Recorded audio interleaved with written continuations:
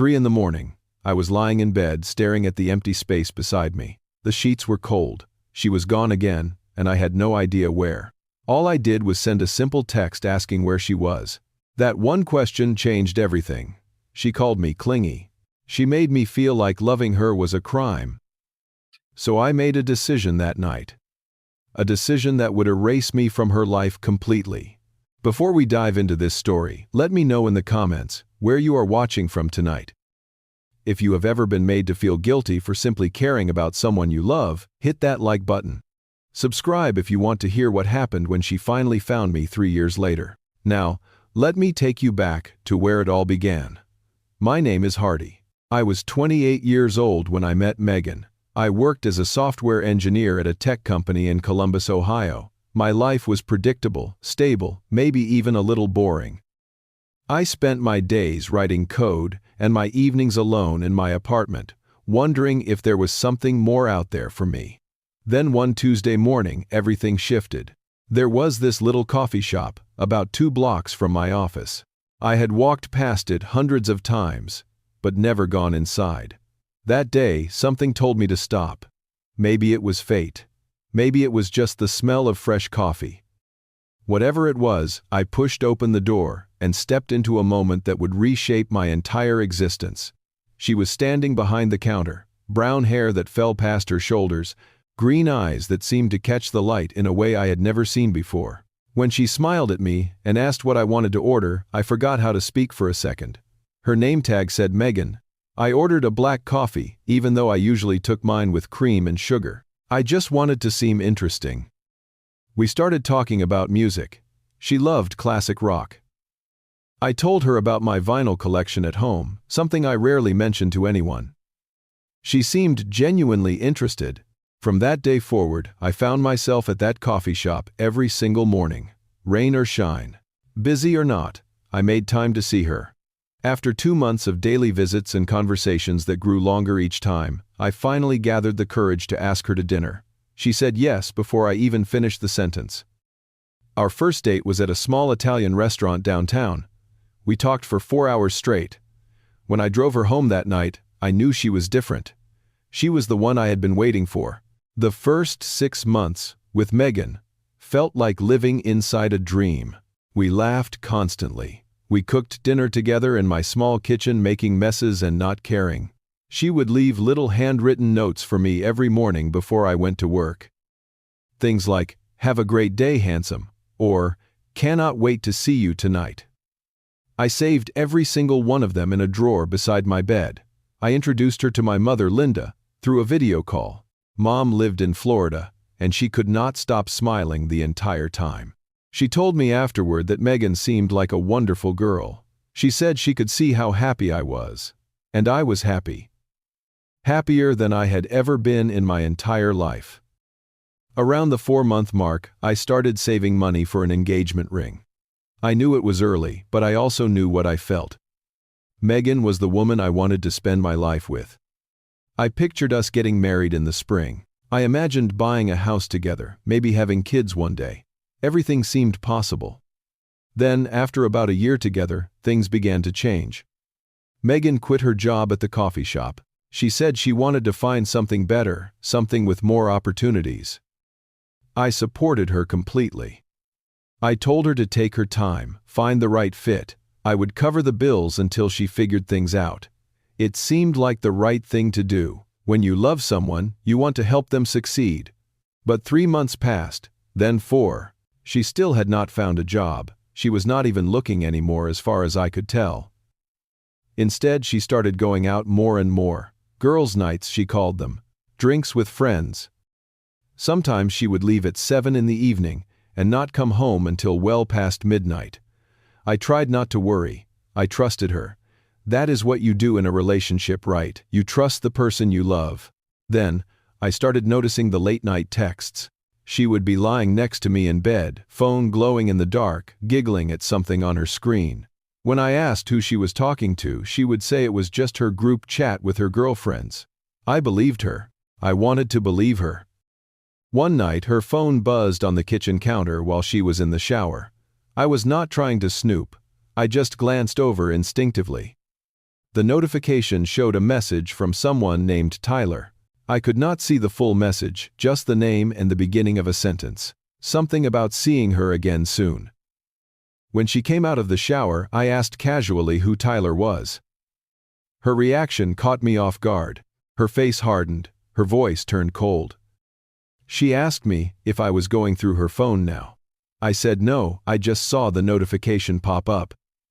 She told me Tyler was just a friend from her old job. Then she accused me of not trusting her. I apologized.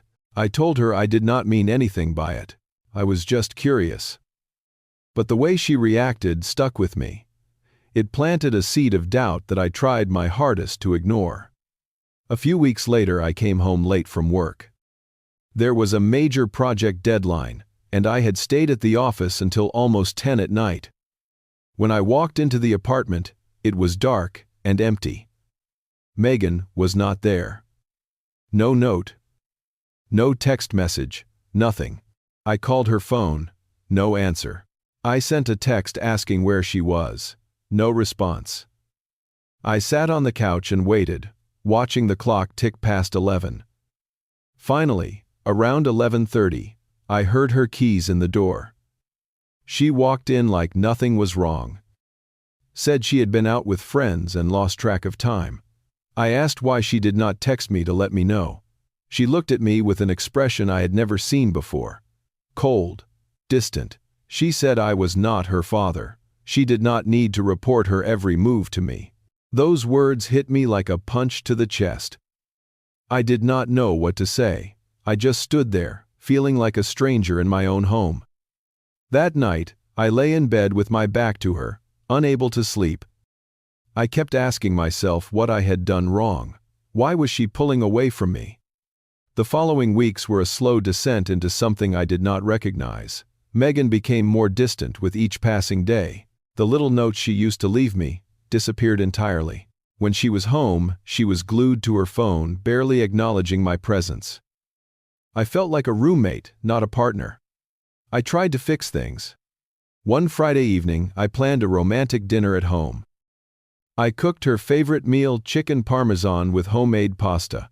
I set the table with candles and put on the music she loved.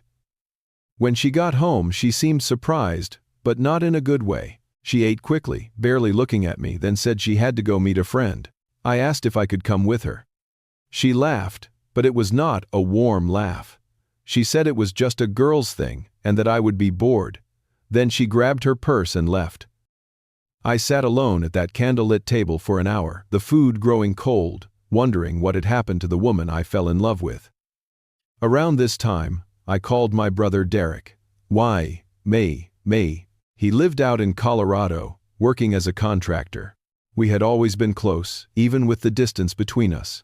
I told him everything that was happening with Megan, the late nights, the coldness, the way she made me feel like I was doing something wrong by caring about her. Derek listened without interrupting. When I finished, there was a long pause. Then he asked me a question that I will never forget. He said, "Little brother, are you sure she deserves everything you are giving her?" I defended Megan immediately. I told him she was just going through a rough patch. She was stressed about finding a job. Things would get better. Derek did not argue with me. He just said he wanted me to be happy. But then he added something else. He said happiness should not feel like a one-way street.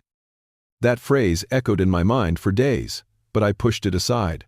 I convinced myself that if I just tried harder, loved her more, everything would go back to the way it was. Then came the night that changed everything. It was a Saturday.